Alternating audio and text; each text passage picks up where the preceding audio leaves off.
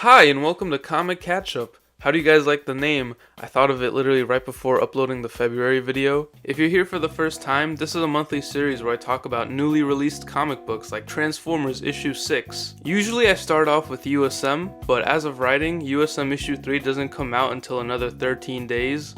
Issue 6 of Transformers marks the end of the first arc, and it was good, if not a little samey.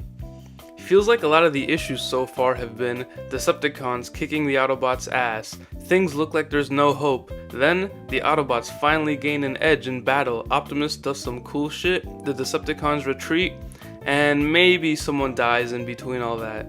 Speaking of, yeah, in this issue Spark Witwicky dies, sacrificing himself by going into the matrix of leadership and recharging it, in turn recharging and fixing a heavily damaged Optimus Prime. Yeah, how are we feeling about this? Okay, so you can just walk into the Matrix and sacrifice yourself like that? What the fuck?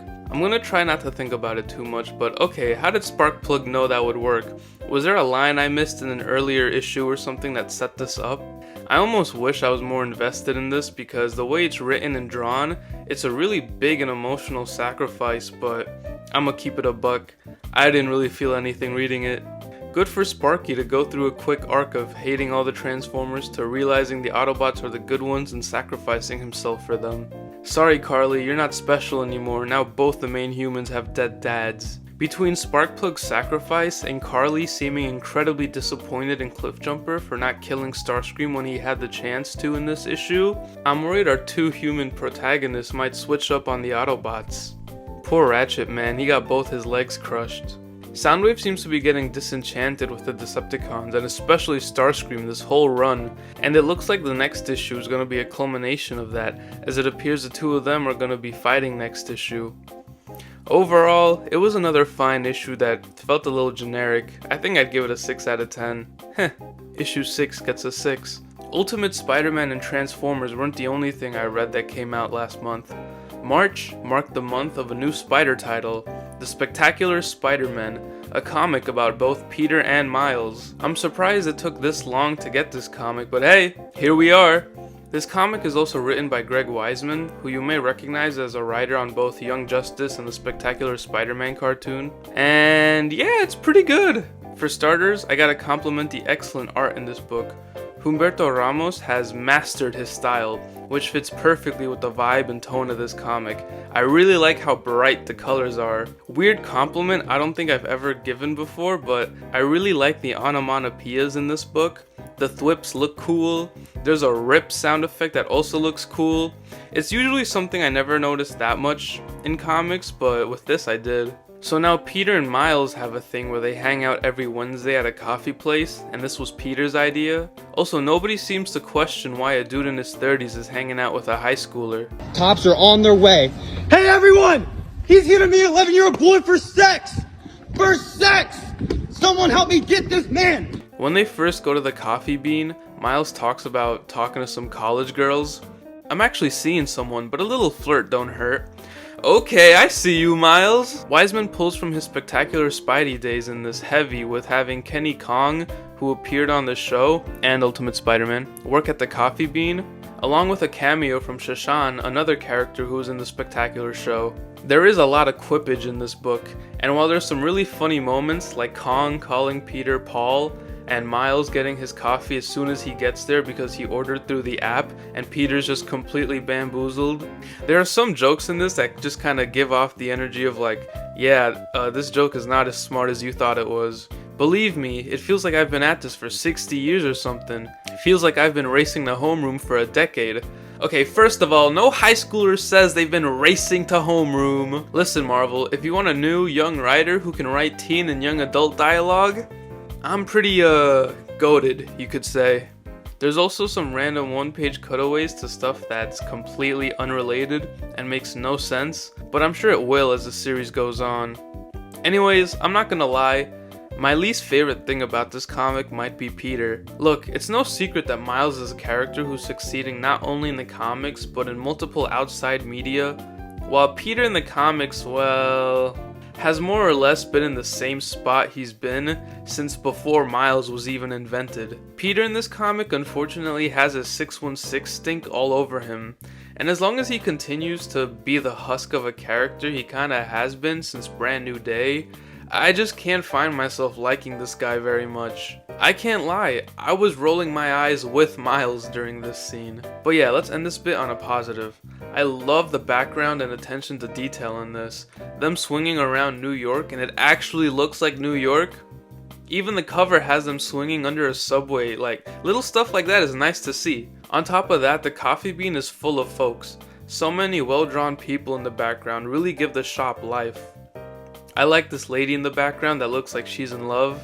But yeah, Spectacular Spider-Man was pretty good. I think you should check it out. If not for Peter, do it for Miles.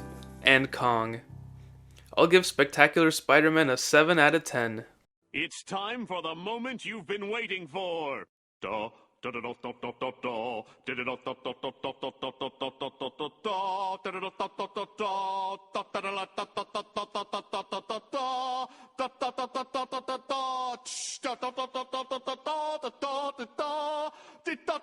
Ultimate Spider-Man issue 3 is out, and it's the best issue of USM yet. It just now hit me that every issue takes place the month after the last, so it's like this stuff is happening in real time. May is still the only one who knows Peter is Spider-Man. Side note, Peter's superhero alias actually still doesn't have a name in this universe. And May's all in on her dad's superheroics and helps him pick out his suit. My first time reading this, seeing this page made me so happy. This is what Spider-Man editorial is so scared of.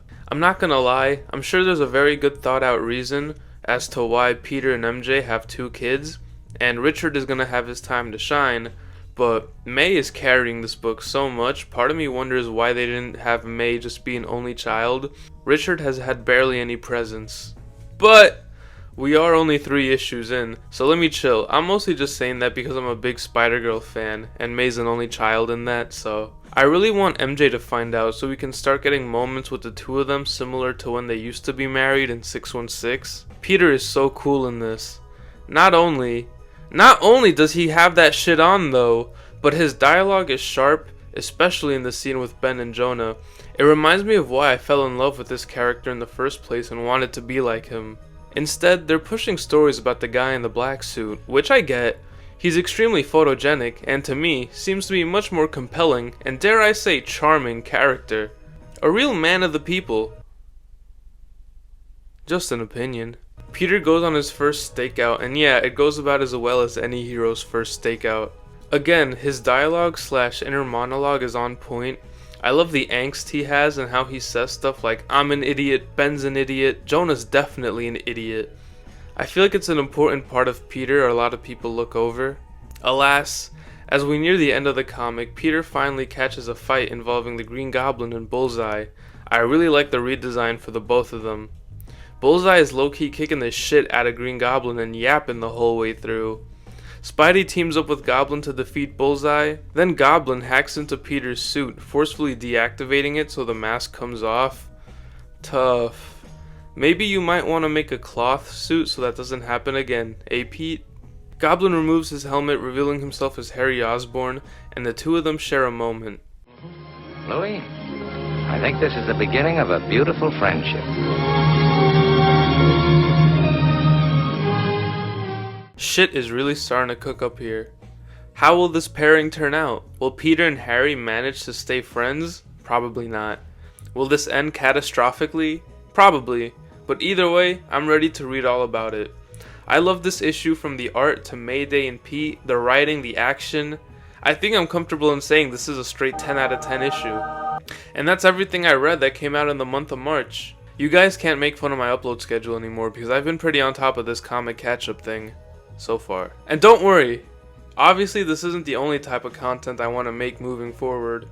I'm starting to work on a video about Kevin Smith's run on Daredevil because I have stuff I want to say about it, so look forward to that. And after I get that out, I'm gonna start working on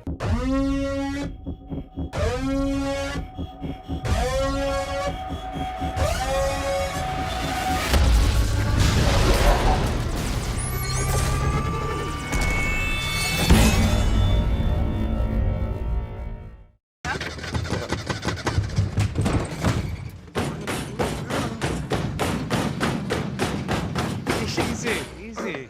You're not gonna get it started that way? Well, I'm just getting ready. You know, I'm about 32% done with my restoration.